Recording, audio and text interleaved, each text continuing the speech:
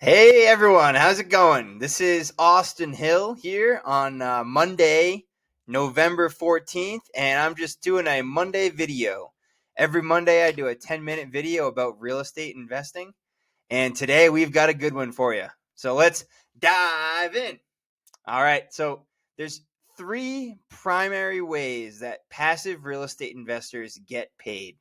And today we're going to go through all three of them in detail, what they are, how they're calculated, and what you should expect in regards to a metric when you're looking at those. So let's hop in.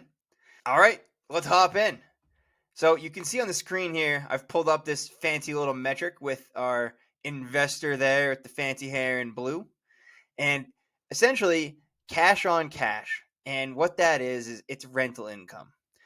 An investor makes money through rental income coming through the door. And it's going to be always different based on the deal. But in general, you're going to be looking at the rental income coming in, and then you're going to subtract out the contingencies. A good general partner is always going to have a contingency fund that they remove cash from the top and keep that aside for a rainy day. And that contingency, it's important to note, if that rainy day never comes and a disposition happens, that fund gets drained out and distributed to the investors as well. Next down the list, you're taking the rental income and you're subtracting the PITI, a common used acronym, stands for principal, interest, taxes, and insurance. Again, principal, interest, taxes, and insurance. And that's basically all of the payments that you're going to be making on the property.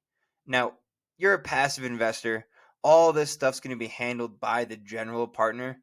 They're going to set up the auto pay for the principal and interest on the mortgage payments. They're going to have the taxes taken care of, insurance, and whatnot. But it's important that if you are investing, you can at least look into this type of stuff and do your own homework and really kind of check on the general partner and make sure they know what they're talking about. So next one down the list, you're going to take that rental income and subtract out the property management. That can come in numerous different ways. Some general partners, depending on the deal, they'll just hire a property management company, and that company is going to be turnkey, do everything themselves. Other general partners, depending on the size, especially as it gets much larger, prefer to have staff in-house. And they'll actually bring on employees. Sometimes if you're purchasing a property, those employees can come from the existing company that owns them. There's a lot of different ways to do it. That's the best case scenario, is you can bring on people that are already knowledgeable about the building. And then really the last thing that you need to worry about when you're calculating your cash on cash return from the rental income is the overhead. And that can sometimes fall under the category of the property management, but there's other stuff out there too. Accounting, bookkeeping, marketing. There's a lot of different things that go into these types of properties, these multifamily properties, and you're going to have an overhead budget for those types of things. So essentially, cash on cash. That is number one that we're going to go through on how passive real estate investors get paid. And a good cash on cash, something that you really want to have as your floor, would be a 6% cash on cash return. So just kind of take that, put it in the back of your head, and we're going to follow back up on that in a little bit here. All right, so moving on. Number two, we've got the creepy investor lady with no face standing in the corner. But does she have some great ideas, and is she looking to refinance? Absolutely. So let's dive into it. The refinance is a second way which investors can get paid. Do note, it's not always something that happens. Sometimes it makes more sense, maybe right now when interest rates are very high, for a refinance not to occur. So it's always one of those things where you can plan to refinance, but it may not happen. And really, if you don't have a refinance, yes, your large payment is going to be delayed a little bit. But in the instance that you don't refinance, typically the end disposition is going to be more. And I'll get into that right now, why that is. So to calculate what the value would be on a refinance, it's really going to be a very simple formula. Let's say right now, today, whatever day it is when you're watching this, we're going to be refinancing. And the value of this property is $10 million as of today. That's great. $10 million property. Hopefully that's great. Hopefully you bought it for less than that. So $10 million and you're going to refinance. Let's say the lender that you're working with, call it a mortgage partner, is going to lend out 75% of what the value is to you upon a refinance. So that would make your refinance payout $7.5 million. That $7.5 million is going to be distributed to a couple different ways. And I'm going to walk through those right here with this graphic. You're going to have your origination fee. So right off the top, that 7.5 million, a little bit of the origination fee, call it 1%, goes to that. Most lenders don't have points on a refinance scenario, but sometimes you are using one, so it could be kind of wrapped up in the origination fee. But I put it in there. And then the last one would be existing stakeholders. So you got an initial mortgage, maybe it's hard money, maybe it's an actual mortgage, and then maybe there's some other private investors involved. Whoever that may be that needs to get paid back before anyone else does, gets that money before the refinance gets paid out as well. And often for a general partner, a refinance can be a very valuable strategy to get that internal rate of return increased. There is a previous video I did on internal rate of return if you need more information on that. But in short, it's a time value money based calculation. So the earlier you get more money back, the higher the IRR, internal rate of return, is going to be. So in this case, if you're going to sell the property at year 5, but you can refinance at month 18, that's great. That's killer, because then you're getting more money back, and then you're going to be having that IRR, internal rate of return, go up. You can then take that money you got through the refinance and put it towards something else and start making that money work for you. It gets exciting once you can start compounding these different types of returns.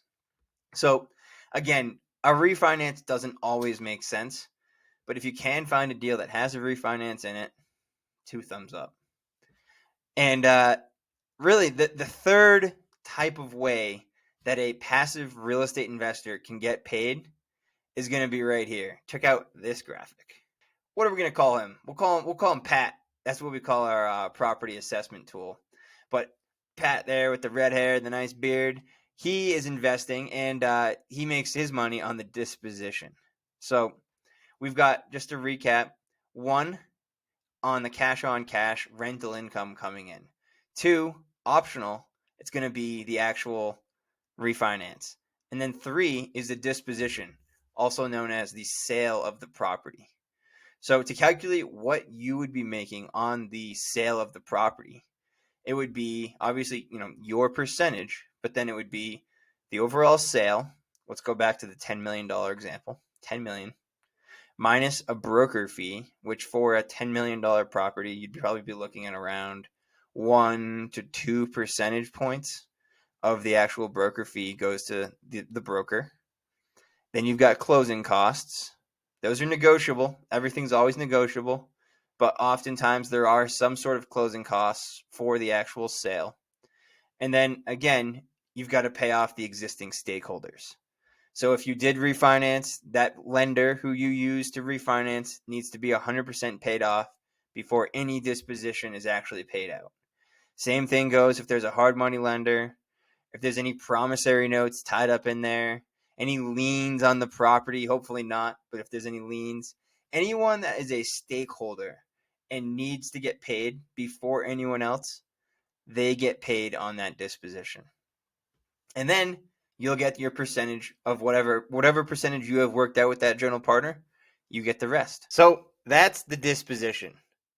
And real quick, I just wanted to walk you through, and really I'm just going to flash it on the screen so you can see what it would look like. But right here, bam, this is our tool, Pat. And this is the third page. PAT stands for Property Assessment Tool. On this third page, this is where we walk our investors through what their breakdown will be, where their contributions were, what percentage of their contributions went towards what, and then how their return is really broken out between distribution, internal rate of return, what the cash on cash return is, and then what the actual property value is that we're selling for right now. So those things I just went through, 1, 2, and 3, are all laid out right here in this tool that we use, PAT. So that's for another video. We're going to go into that in detail.